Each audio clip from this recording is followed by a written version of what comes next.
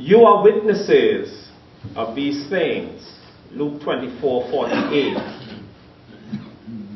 Once again, the risen Christ appears to his disciples. Again, they were frightened by his appearance, thinking him a ghost. Again, we see the risen Christ drawing attention to his hands and feet. We reflected on a theme last week showing the marks. And here we see him showing his hands and his feet. In an effort to convince the frightened disciples that they were not seeing a ghost, he asked for something to eat and received a piece of broiled fish, which he ate. On that occasion, that resurrection appearance, Jesus told his disciples, "You are witnesses of these things." This is important. What Jesus says to his first disciples in today's text can be applied to us, his later disciples, because every disciple, every follower of Christ is a witness to something, a witness to someone. Every disciple or follower of Jesus is expected to witness to a family member, a co-worker, a friend, or a stranger. Be sure, my sisters and brothers, that witnessing is not something left only for the ordained clergy to do, but the laity and everyone who is a member of the church, who claims to be a follower of Jesus, is expected to witness. Even to strangers, we are called to be witnesses. And if you were following that text closely, you would have heard Jesus say to his disciples, "You are witnesses of these things, and you must witness from Jerusalem, the place where you know, and the place where you are well known, to other nations, to the uttermost parts of the earth." Now let us consider for a few moments some things that are implied in Jesus' words or his statement, "You are witnesses of these things." What does it mean to be a witness? Well, first, a witness has to be knowledgeable. The disciples knew Jesus. They spent time with him, they heard him, they conversed with him. In fact, they are usually referred to as eyewitnesses. They had first-hand knowledge about Jesus because of their interaction with him during his public ministry up to the time when he was arrested, put on trial, and condemned to death. After the resurrection, Jesus appeared to his disciples, as we read a short while ago, and reminded them of the things he had told them. A witness must know. In order to be effective witnesses for Christ, we must know him. We must be familiar with him. We must be acquainted with him.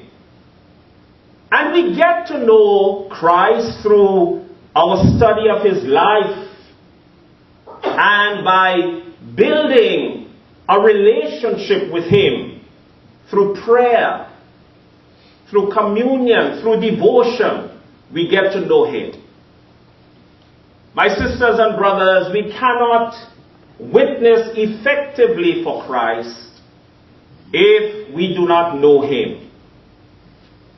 And I say to you today, every serious and committed Christian needs to establish a personal and intimate relationship with Jesus, which becomes the foundation of effective witnessing. We must know him. A witness is expected to be knowledgeable. The other thing that we can draw from Jesus' words, you are witnesses of these things, is that a witness can face trouble. There is such a thing, I'm sure you are aware of it, as the Witness Protection Program. It has to do with protecting a threatened witness involved in the justice system, including defendants and other clients before, during, and after a trial, usually by police. When Jesus said to his disciples, you are witnesses of these things, he was aware of the possibility that they could face trouble, because, let's face it, my sisters and brothers, in the world, people can sometimes be hostile and unfriendly to Christ's disciples or witnesses. I'm sorry that I have to say that to you, but it is a fact of being a follower of Christ, a witness for Christ, that it is possible to face hostility from those who may be opposed to the Christian way of life. So at times, witnesses for Christ can find themselves in difficult situations. We might experience inconvenience. We might face certain challenges and threats, harassment, and tribulation. In fact, Jesus says in one of the Gospels, in this world you will have tribulation, but be of good cheer. I have overcome the world. So as Christians, my sisters and brothers, as Christian witnesses, we should expect to face trouble at times.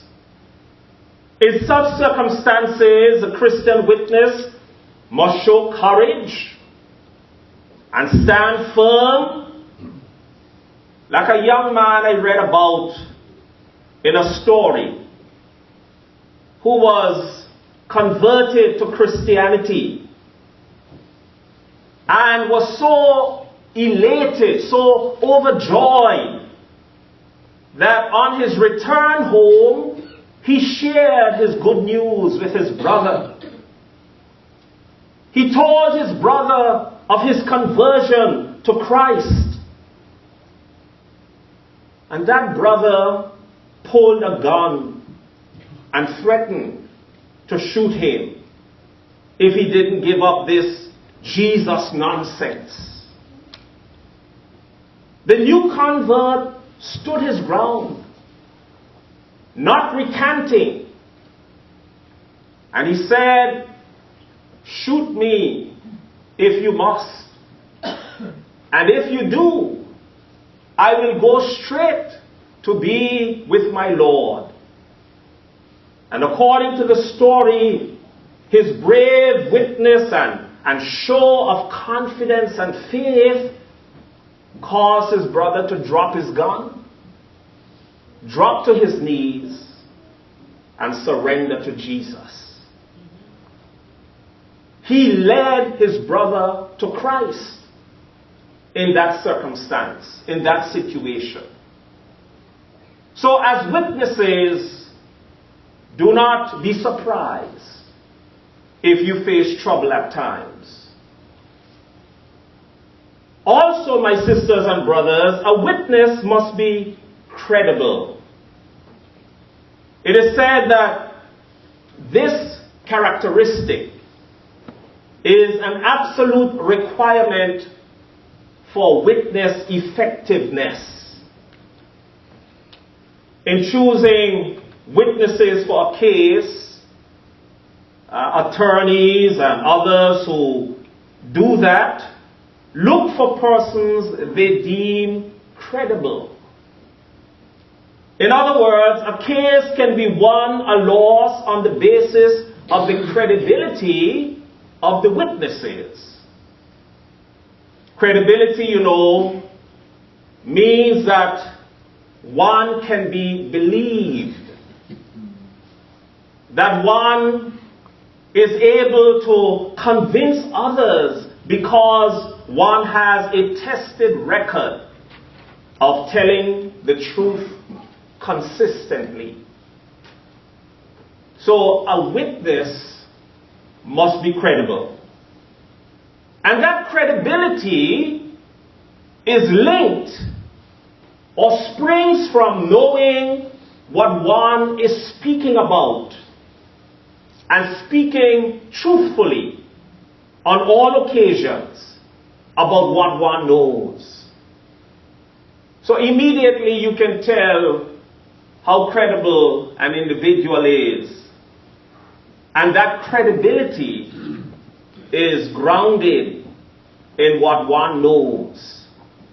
So the more we know Jesus, the more we associate with Jesus, the more intimately we are involved with Jesus, the more credible we can be as his witness.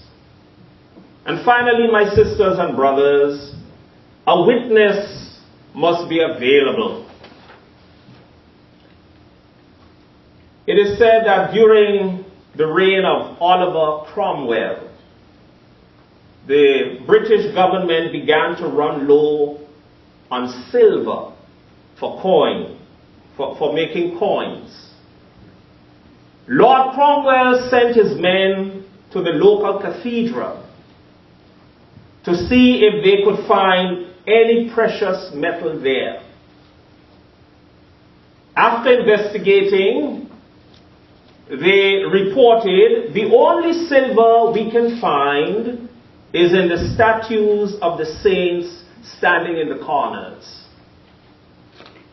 To which the radical soldier and statesman of England replied, "Good. We'll melt down the saints and put them in circulation." We'll melt down the saints and put them in circulation. Now, this story is a reminder to me that it is not enough to be called a follower of Christ. It is not enough to be like some statue of a saint standing in the corner of a church. That's not good enough. It's not enough just to come to worship and occupy a pew for an hour or so and then return home, end of story. This story reminds me, my sisters and brothers, that we have to watch out for something known as a silent witness. We have some silent witnesses. Someone who observes something but makes no comment on or has no involvement in an action. That's not good enough. As members of the church, as disciples of Christ, to be a silent witness. In fact, I'm sure we're all familiar with that saying, If you see something, say something.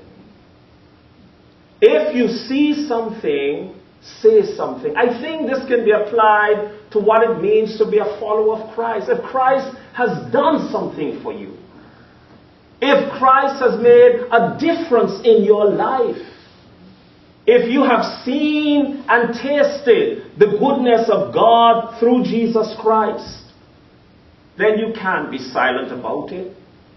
I'm always struck by the stories of the story of the resurrection.